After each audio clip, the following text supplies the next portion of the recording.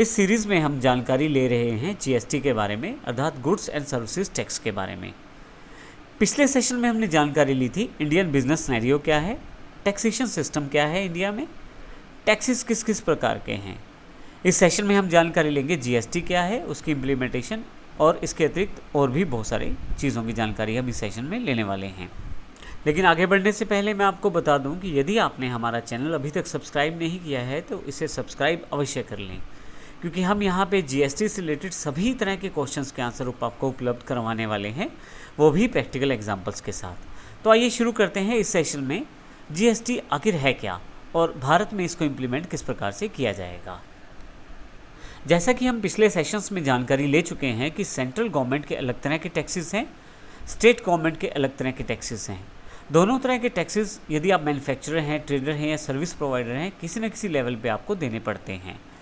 परंतु जीएसटी आने के बाद ये सब चीज़ें आसान होने वाली हैं, क्योंकि पहले से हमारे पास 15 से ज़्यादा टैक्सेस हैं और अलग अलग तरह की फॉर्मेलिटीज़ हैं अलग अलग तरह के टैक्सेस सिस्टम के लिए। जीएसटी आने के बाद ये बहुत ही आसान हो जाएगा, क्योंकि सभी तरह के टैक्सेस को मिला के एक बड़ा टैक्स अर्थात जीएसटी बना दिया गया है। यह प्रारूप में सिंपल है और आपको बिजनेस करने में मदद भी आसानी से करेगा और आपको इससे और हम इसके सभी बेनिफिट्स की जानकारी जीएसटी के बेनिफिट सेक्शन में भी अवश्य लेंगे। लेकिन अभी बात करते हैं हम यहाँ पे जीएसटी से पहले। यदि आप देखें हमारे पास यहाँ पे सेंट्रल गवर्नमेंट काफ़ी तरह के टैक्सेस हमारे ऊपर लगाती है, जिसमें custom duties, central excise, service tax, surcharge इत्यादि रहते हैं। इसी तरह से स्टेट गवर्नमेंट भी काफ़ी तरह के टैक्सेस हम पे लगाती है, जैसे वैल्यू एडिड टैक्स अर्थात वैट, ऑक्ट्राई या state excise taxes, central cess taxes जैसे जिसको हम सीएसटी भी कहते हैं। इसके अतिरिक्त भी बहुत सारे टैक्सेस स्टेट गवर्नमेंट के द्वारा लगाए जाते हैं। तो कुल मिला के यदि हम कहें तो इन दोनों तरह के टैक्सेस को अगर एक इकट्ठा कर दिया जाए और एक आसान प्रारूप बना दिया जाए तो उसे जीएसटी हम कह सकते हैं। परिभाषा के रूप में यदि हम जीएसटी की बात करें तो जीएसटी एक इनडायरेक्ट टैक्स अवेलेबल होने वाला है इंडिया में, जिसमें लगभग सभी पहले टैक्सेस को एक सिंगल टैक्स फॉर्मेट में कन्वर्ट कर दिया जाएगा, जिसे हम जीएसटी कहेंगे, और ये दोनों पर अप्लाई होगा, चाहे गुड्स पे या सर्विसेज पे। इसके साथ ही भारत एक अलग दौर में चला जाएगा जीएसटी के साथ, जिसमें बिज़नेस करना बड़ा आसान हो जाएगा और आपकी कॉस्ट कटिंग भी हो जाएगी। और आप देखेंगे आने वाले बेनिफिट्स को समझने के साथ, आने वाले जीएसटी के बेनिफिट्स को समझने के साथ हम देखेंगे कि कस्टमर के लिए भी काफ़ी बेनिफिट इसका रहेगा।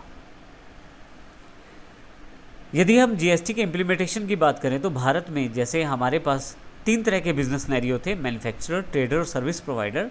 और हमने देखा कि सेंट्रल गवर्नमेंट के टैक्सेस अलग तरह के हैं, स्टेट गवर्नमेंट के अलग तरह के हैं। तो जीएसटी का प्रारूप कुछ इस प्रकार से बनाया गया है कि सेंट्रल गवर्नमेंट के जो टैक्सेस हैं उसको मिल पाएँ और स्टेट गवर्नमेंट का जो टैक्सेस हैं वो भी उनको मिल पाएँ।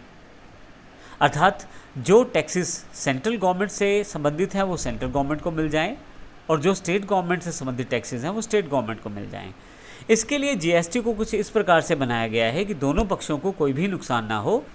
इसके लिए जो टैक्सेस इंडियन बिजनेस सिनेरियो में, चाहे आप मैन्युफैक्चरर हैं, ट्रेडर हैं या सर्विस प्रोवाइडर हैं, यदि आप सेंट्रल गवर्नमेंट को जो टैक्सेस पे करते थे उन्हें मर्ज करके सीजीएसटी बना दिया गया है, ताकि सेंट्रल गवर्नमेंट को वो सभी टैक्सेस मिल पाएँ जो पहले से उसको मिलते आ रहे हैं।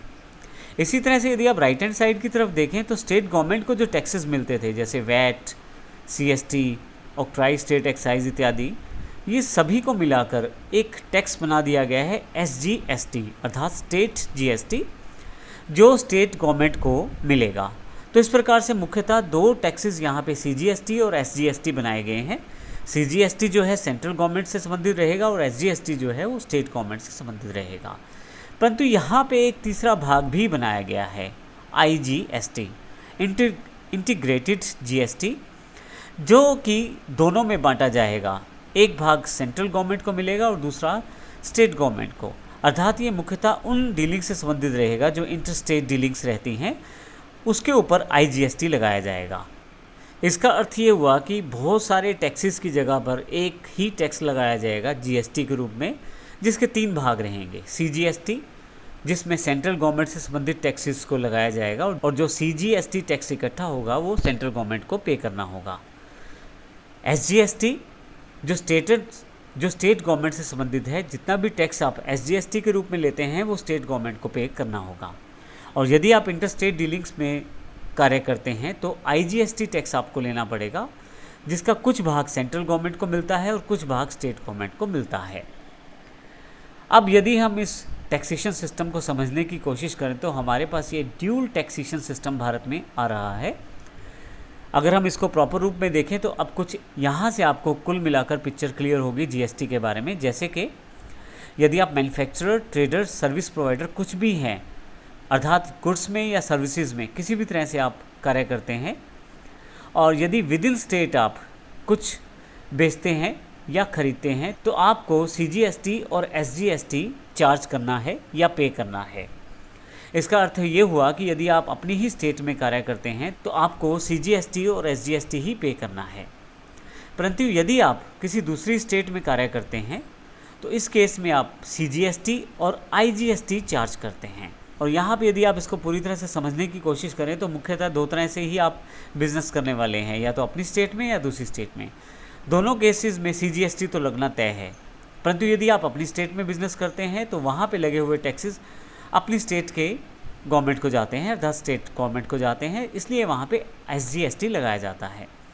परंतु यदि आप किसी दूसरी स्टेट में बिज़नेस करते हैं तो उस केस में CGST तो लगेगा, दोनों में लगेगा, लेकिन यहाँ पे IGST भी साथ में लगेगा।